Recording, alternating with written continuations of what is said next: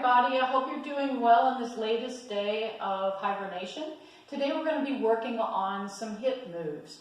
Those of us who have low bone mass, we're used to in our studio doing things with what's called a hip hinge with a flat back. So I'm going to turn to the side and show you that we start with a slightly bent knee, and then you'd like you stuck a butter knife right into your hip creases there. I want you to send your glutes back. Now, you could drop to the level of your hips here. I'm not going to go quite as far because it compresses the microphone, but you're wanting to create a nice neutral spine from that position. You could reach down into a cabinet, you could do anything here, and then with a flat back coming up. So as you're going down soft knees, so you're not pushing off of the knees, you want to really move from your hips. So if you press into your big toes, it helps you open your sit bones and get that position very well. Shoulders stay broad, you're trying not to round from your neck here, and then coming back up. So just a soft bend of the knee, and then really stick your butt back there. Don't be afraid, nobody's back there going to watch anything here, but we're trying to do that in a way that keeps everything nice and long.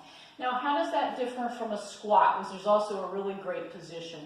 In that position, you're going to think about keeping your chest proud. So you're just going to squat back, and you might even take your hands forward. The key thing here is that you want to draw your knees back from your ankles. Don't let your knees go forward. So often I see people doing it like this. They're pushing with their knees, or they're rounding in the back. You don't want to land completely back on your heels because that's going to throw your balance off. Think about pressing again with your big toes. You'll widen through the sit bones here. And as you come back up, press on the outer edges of your feet. You're not rolling, you're just pressing firmly into the bones. So start big toes as you go back, press, and come back up. I promise you, if you do about 8 to 10 of these 2 times a day, you're going to feel a lot of better tone into your glute maximus.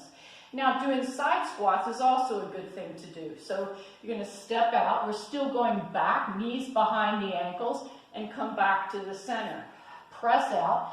That's going to work more of your glute maximus and your glute medius. And back. Push off and return. So notice that I'm keeping my chest nice and open here, trying to really establish that long line from chest to hip. Good, 5 to 8 in one direction, press off and return. And coming back to that same position is a really nice point of balance as well. You could also come forward into a lunge position. I often work with my clients in this kind of work to help them balance. You could add arm movements. Always think about, though, the glutes as you're doing that. Press off. Return. I'm going to scoot over here so you can see me in the camera, and come back in, reach, stretch, work those hips, back into center. Last thing we could do is just a little bit of balance that also emphasizes the hips. Imagine that you're having one-piece jumpsuit that you're going to zip all the way up here. Pulling your abdominals up and in, rise up, and draw that back down. Pull as if there's an imaginary rope up through the crown of your head. Now, if you have balance challenges, just to hold on to a wall from one side. And then drop your heels. Make it resistive. Feel that stimulation into your hips. You could draw your arms up. You could put your hands behind the head. You can also do what we call prancing.